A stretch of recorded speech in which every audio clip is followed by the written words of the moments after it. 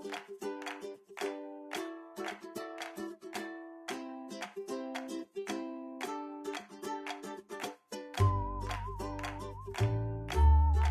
you got a new puppy for Christmas. Well, there are some great rules of thumb to get this little girl started off on the right paw. Socialize your puppy. Proper socialization can prevent a dog from being fearful of new people, of children, riding in a car, and it will help her develop into a well-mannered, happy companion. To a puppy, the whole world is new. Try to come up with as many different types of people, places, noises, and textures that you can. But make the environment safe.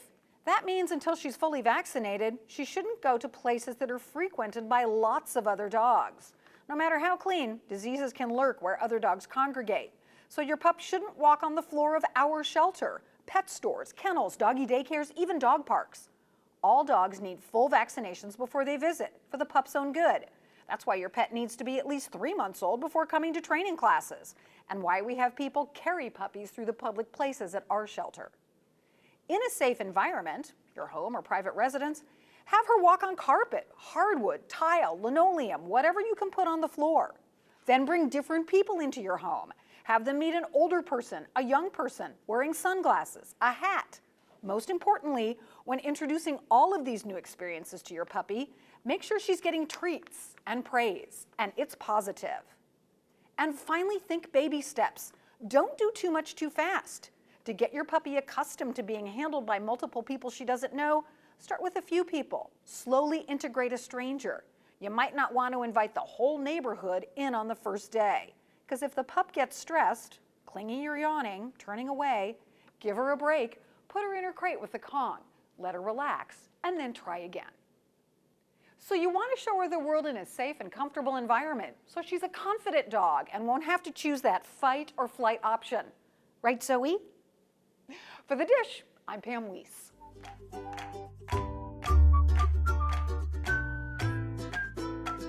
New Year's resolutions for our dogs are just as good as they are for us. But we need to help them because they can't do them on their own. So some ideas would be, you're going to give your dog, for the dog's resolution, I'm going to eat less and exercise more.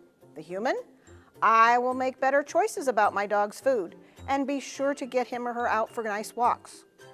For the dog, I will beg less. For the human, I will teach my dog the proper way to behave when people are eating. When people sit down to eat, our puppies, our dogs all want to learn to beg. They want to eat what we're eating. Hopefully it smells good, so they're enticed. They want to have some of what we have. But it's not appropriate for them to be at the table. So we need to give them a better alternative. Kongs are a wonderful way to do that. You can put part of the dog's meal in that Kong. Depending on the age of the dog, stuff it and freeze it. Put something around that kibble that'll make it stick better in there. Otherwise, you'll just have cold kibble. Then when you sit down to eat, where does your dog need to be? That's where you introduce that wonderful thing. And as long as the dog stays there and engaged with it, the dog can have the item. If the dog chooses to disengage from the item, practice again, set it up, put them back where they need to be, let them have that. If they're a little bit hungry, it's going to help because they'll be more enticed by it.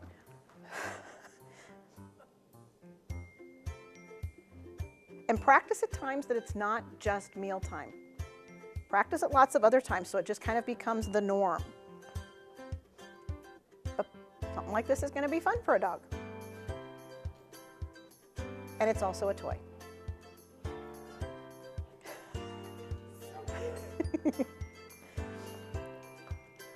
For the dog, I'll introduce myself in more appropriate ways. For the human, I will teach my dog the proper way to greet people. For the dog, I will try not to bark quite so much. For the human, I'll teach my dog a better alternative to barking. With our dogs, lots of dogs like to bark. It's a fun and it's a very self-rewarding behavior, but can be very annoying as well. Lots of times, we just need to help them find a better solution. To just say no doesn't work because they don't understand, I need to get something else. But if you start to teach them, oh, that's not what they want me to do. And maybe like with a puppy, they're dragging a leash in the house. Okay, take the end of the leash if you need to, start walking them off. Or take a toy that's going to be fun and enticing that they haven't seen for a while. Squeak it, throw it the other way, away from what they were barking at. And now they're occupied and doing something else that's far more appropriate besides barking. Sometimes you might need to put in there a good bone if they need something to chew on a little bit longer than a toy, or if they wreck soft toys or don't like soft toys. Find something they like and don't leave everything out for them.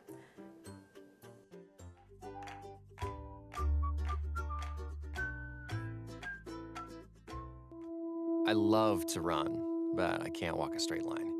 It's because of my brain. It's been damaged. My previous owner left me unconscious. I still don't know what I did to make her so angry that night. Amazing people found me and gently nursed me back to health. They gave me my second chance. I once overheard a child ask if I'd walk straight again when I got to heaven. Maybe, but right now, I'm enjoying my little piece of heaven on earth. I couldn't remember what it meant to fetch, or to shake, or even to run. All I could do was lie down, held captive by my own matted fur, neglected, broken. Incredible people removed the filth and repaired my crippled body. They helped me look and feel and trust like a dog again. I remember someone whispering, "We'll make it better." And after years of abuse, love did just that.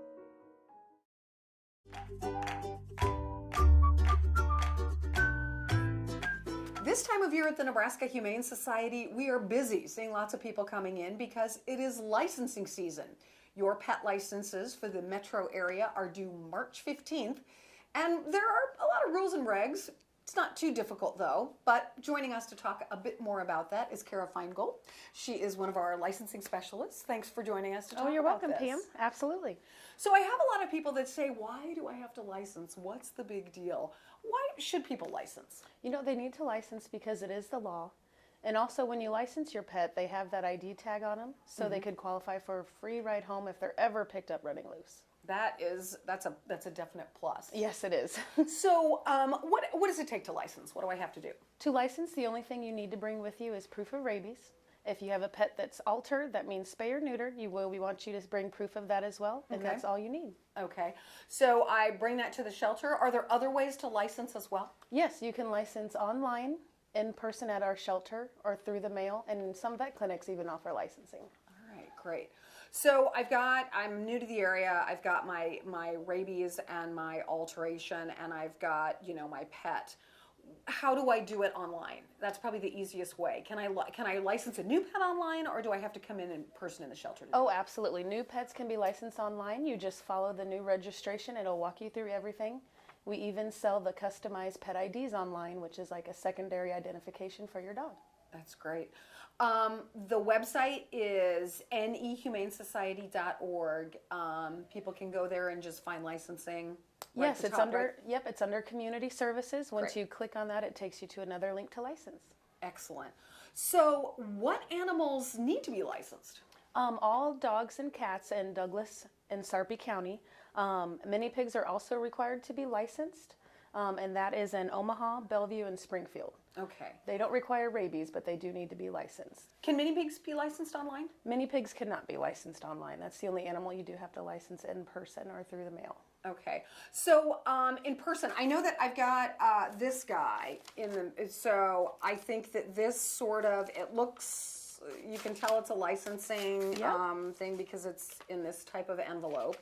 And then inside, I get my licensing renewal that says who it is and what I need to do and how I need to pay. So this is the information that I need to license, correct? If I want to do it online. Yes, that has your person ID number and your animal ID numbers. Both of those, it's a lot easier. It pops up all your information. You can get through it really quickly. If you've licensed years and years before, I've done it, and so I know it does. It just pops right up, and it's easy to say, yep, I want to do this, and same thing, and go through. What if it says, hey, your pet's unneutered, and my pet has been neutered? Will it let me license, and can I attach, or how do I do that then? Yep, you can license at the reduced rate of an unaltered pet. You just have to make sure you supply your proof. I know that there are some people that worry as the deadline kind of approaches. They worry about the fact that maybe their rabies is expiring, or they can't get in to see their vet. It's March 12th. Can they still? How do they do that and avoid a late penalty? Absolutely, because a lot of vets do get busy, especially the end of March. But yes, still license your pet. Rabies is not required to license. You just have to provide current rabies within the 30 days of licensing your pet. So basically, I can license my pet, and then within the 30 days after that, I need to get you guys my rabies vaccination info. Exactly, but that way you're not paying the penalties. Perfect. So rabies vaccination info. I know that that you need to supply the actual information, the actual vaccination information, right? Yes, we have to have the rabies certificate, the official certificate copy. That's the word I was looking for, was certificate. From your vet, right? Yes, absolutely. Now, a lot of vets, I think, do they send them in to us at NHS? Yeah, some vet clinics do send them in to us. We do get lots of rabies sent from vets, so it takes us time to catch up. So if your vet did tell you they sent them in, just give us time to catch up on those, as we get hundreds a day coming in. If I license and 2 days later I get a renewal that says, oh my gosh, you need to license, should I panic? Does that mean you guys didn't get it, or am I caught in the overlap? Yep, it's an overlap. We do send second notices out if you haven't licensed, but sometimes we don't catch those that you already did pay. So a lot of times you can disregard that second notice or give us a call and see if we got it in. All right, super. If we've got people that are a little stretched for finances, I know that there's a grace period till the end of the month for one of the processing fees, correct? Yes, if they come into the shelter to license by January 31st, that $5 processing fee is waived. Excellent. So is it important for people to get rabies shots? I know that sounds like a crazy question, but why is it so important? Why is rabies required to license? Rabies is required because it is a virus that can spread. A lot of wildlife in Omaha has carried it before, so you're protecting your pets. Even if your pet goes in and out, real quick, it's still very valuable to have because rabies can transfer very easily from species to species. So by having a rabies vaccination, we're keeping it from us and from our pets? Yes, exactly, from us and our pets. And it's the law, so if your pet is current on rabies and there's any issue, then it's, if you nip somebody or something like that, Yes. You're covered. You're covered and your animal's protected. They wouldn't have to come in for quarantine, and also you wouldn't have to worry about sending them in for testing. That's good to know. It is. So I know also that within our online or mail-in, is it online too, that you can actually get a pet tag?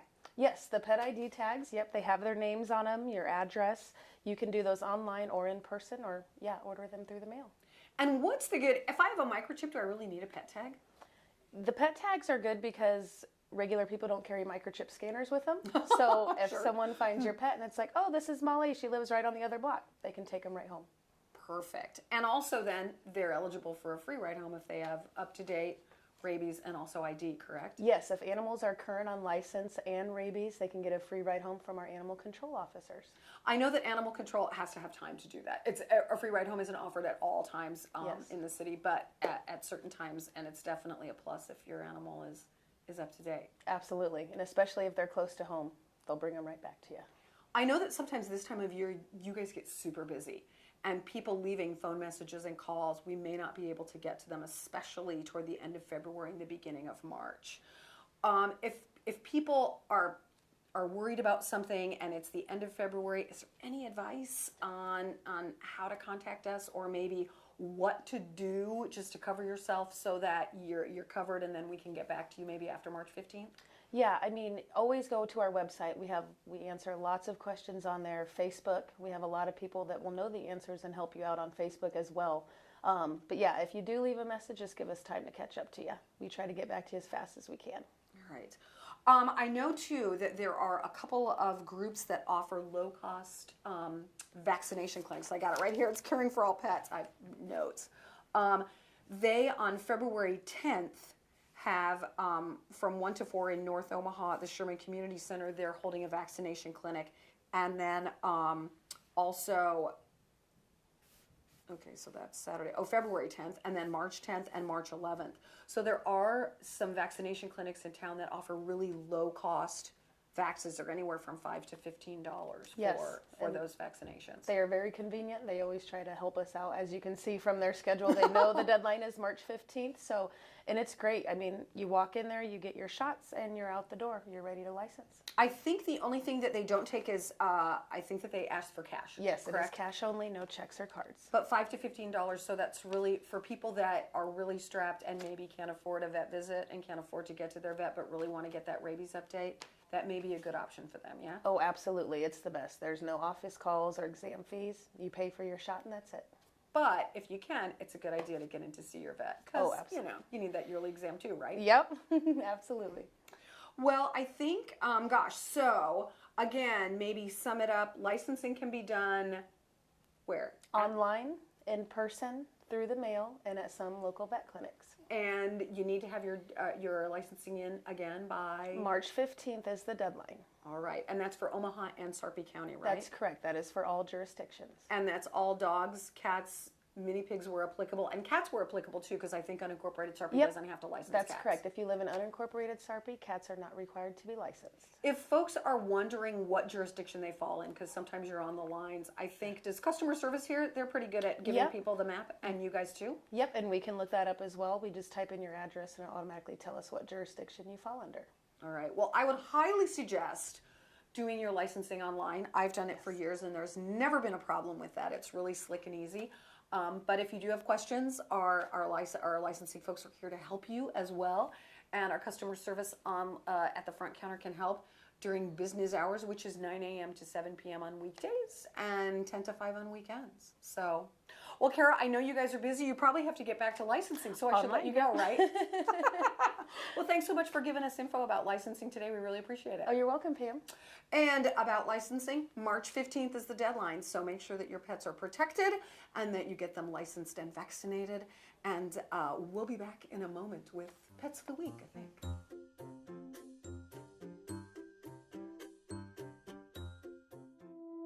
I love to run, but I can't walk a straight line.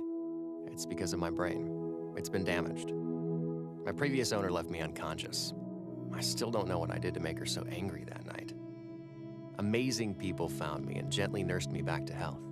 They gave me my second chance. I once overheard a child ask if I'd walk straight again when I got to heaven. Maybe. But right now, I'm enjoying my little piece of heaven on earth. I couldn't remember what it meant to fetch, or to shake, or even to run. All I could do was lie down, held captive by my own matted fur, neglected, broken. Incredible people removed the filth and repaired my crippled body. They helped me look and feel and trust like a dog again. I remember someone whispering, "We'll make it better." And after years of abuse, love did just that.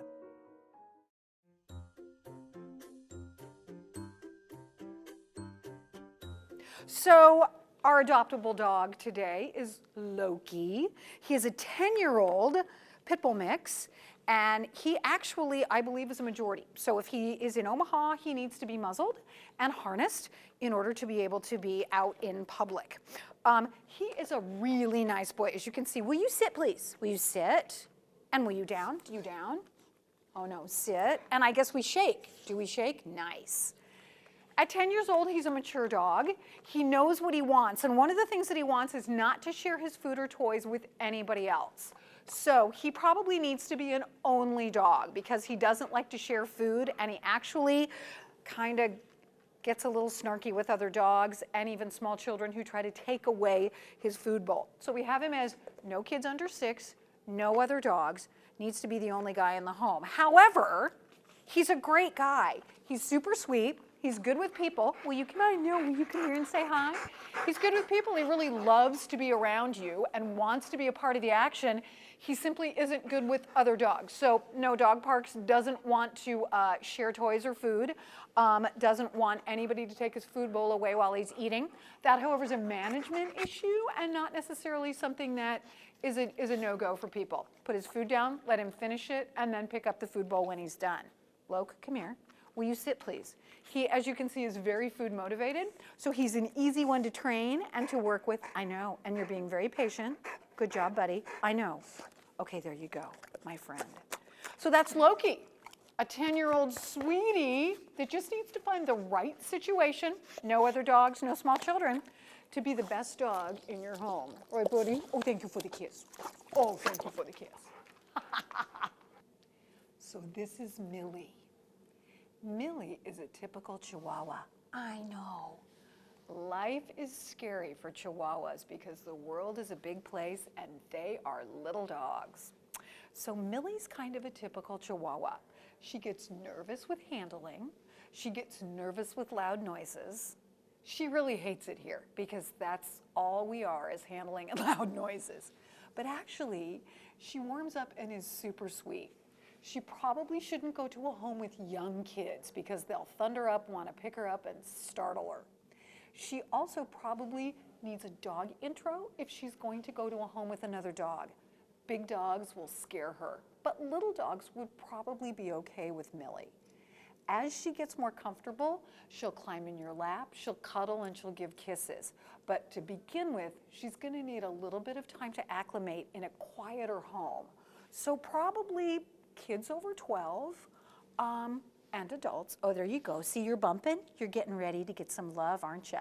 She will warm up pretty quickly, but she's going to need a quiet place to kind of get her feet underneath her and get really comfortable in a home that's not too chaotic, that's kind of quiet, where people are patient and gentle with her. Once that happens, I think she'll probably be a really, really sweet girl. She's trying. She really wants you to like her, and she really wants to get to interact, but she's just a little scared at this point in time. But look, she's already bumping and wanting more petting. So I think she'd be great for an adult home who maybe is a little quieter, people that are going to be patient with her again and that just want to give her some quiet, gentle petting and some gentle love. She's, how old is she? Let me look and see. She's 6, so she'll go on walks. She's got plenty of energy once she's comfortable in a home. Right, Peanut? Yeah. So little Millie is waiting for you at the Nebraska Humane Society. For The Dish, I'm Pam Weiss.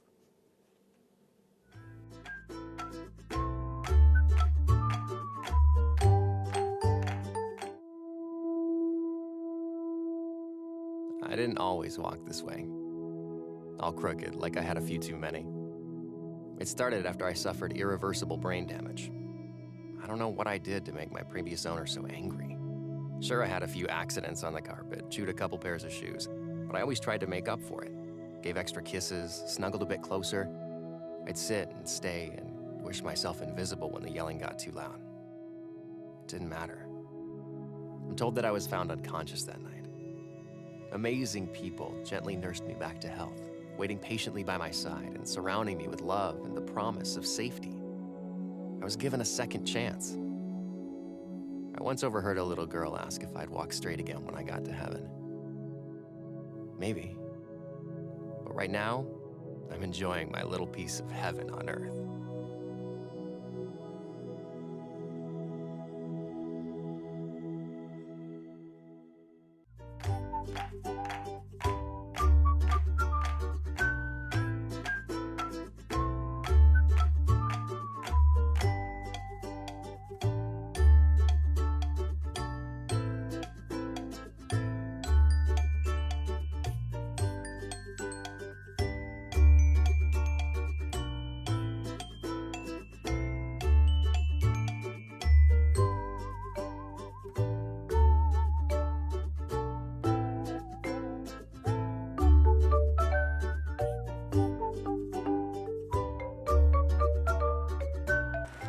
Thanks for joining us for The Dish.